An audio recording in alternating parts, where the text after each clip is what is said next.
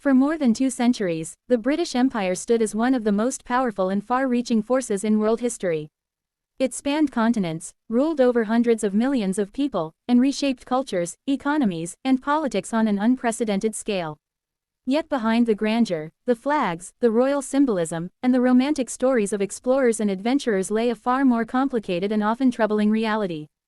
Understanding the rise and fall of this global empire requires us to look beyond the surface, to explore not only its achievements but also its contradictions, its violence, and its long-lasting impact on the modern world.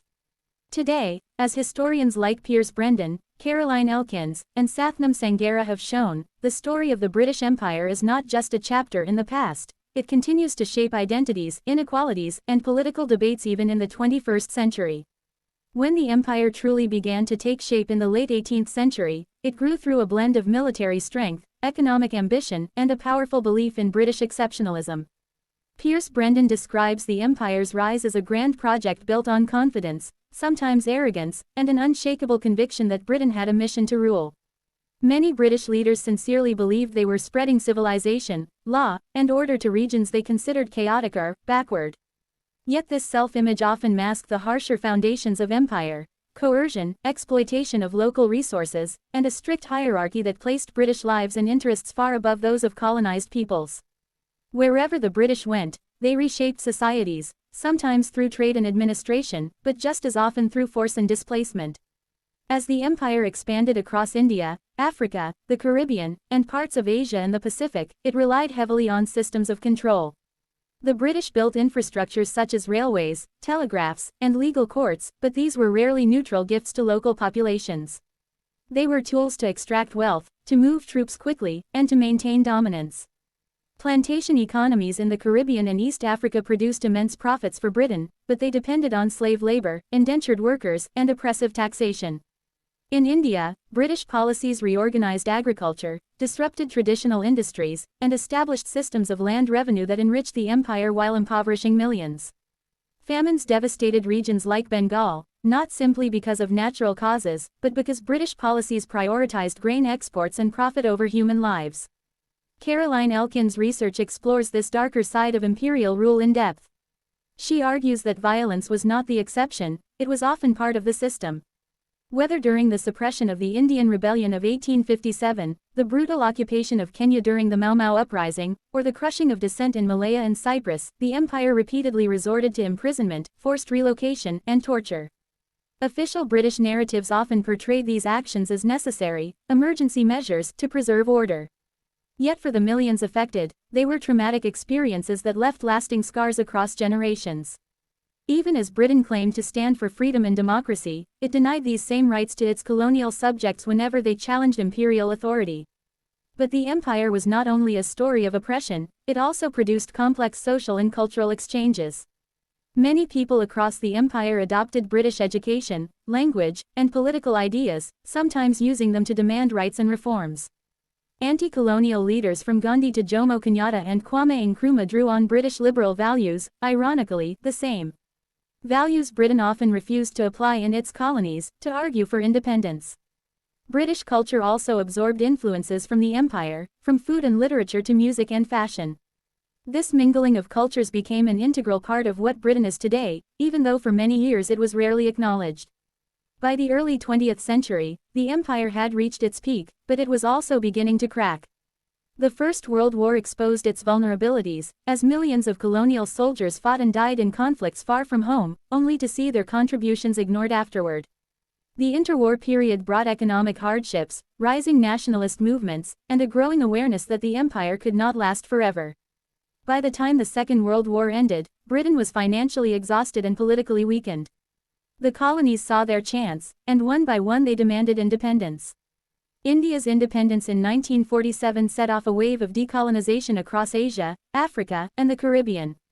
For many British officials and citizens, this rapid collapse of the empire was a shock, a symbol of decline that challenged their sense of national identity. Piers Brendan describes the final decades of the empire as a reluctant and sometimes chaotic retreat. Britain tried to manage the transition by presenting itself as a guiding force helping new nations move toward democracy. Yet the reality was often far messier. Borders such as those drawn during the partition of India and Pakistan led to massive violence and long-term conflict. In Africa, hastily constructed governments inherited deep divisions created or worsened by colonial rule. Even after independence, Britain maintained economic and military influence through the Commonwealth and other networks, meaning the end of empire did not always mean the end of British power. In modern Britain, the legacy of empire is still deeply felt, though for many years it was ignored or softened in public memory. Sathnam Sanghera argues that British society has long preferred a nostalgic view of its imperial past, one filled with heroism, exploration, and benevolent rule, while sidelining the brutality, racism, and exploitation that were equally significant. This selective memory influences everything from school textbooks to political debates. Many British citizens believe the empire was mostly a force for good, while others argue that its injustices continue to fuel global inequalities, immigration debates, and tensions within British society itself. The multicultural population of modern Britain is one of the most visible legacies of empire.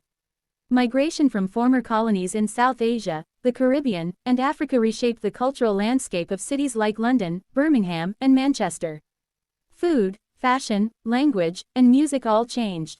Yet this diversity also led to struggles over identity and belonging. Some people welcomed multiculturalism as part of Britain's evolution, others reacted with resentment, feeling their national identity was under threat. Sanghera emphasizes that understanding the empire is essential to understanding modern racism, economic disparities, and political polarization in the UK. Without acknowledging the past, societies cannot fully understand the present. At the same time, the countries that were once colonized continue to grapple with the consequences of British rule. Artificial borders, disrupted economies, and systems of governance imposed during colonial times still shape their political realities.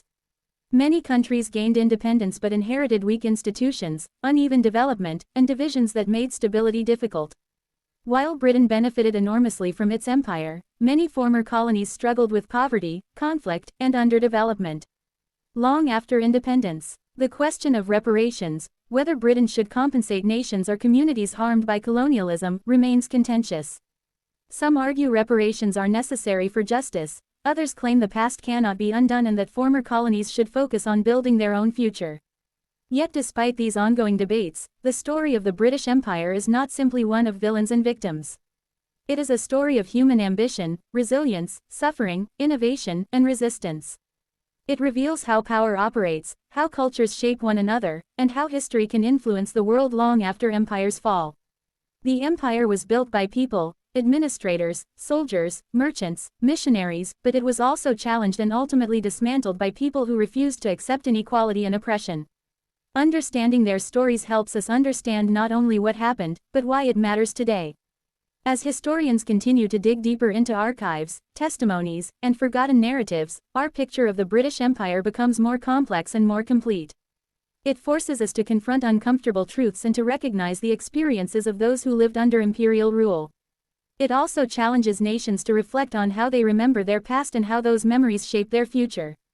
The British Empire may have formally ended in 1997 with the handover of Hong Kong, but its influence on politics, culture, identity, and global relations remains alive. In the end, examining the British Empire through the insights of writers like Brendan, Elkins, and Sanghera allows us to move beyond simplistic stories of glory or guilt. It invites a deeper understanding of how empires function, how they justify themselves, and how they leave lasting marks on the world. For anyone trying to understand the dynamics of modern Britain, the struggles of former colonies, or the challenges of a world still marked by inequality and historical memory, the story of the British Empire is not just history, it is a key to understanding the present. By exploring it honestly, we open the door to conversations that can lead to greater awareness, empathy, and a more nuanced understanding of the world we live in today.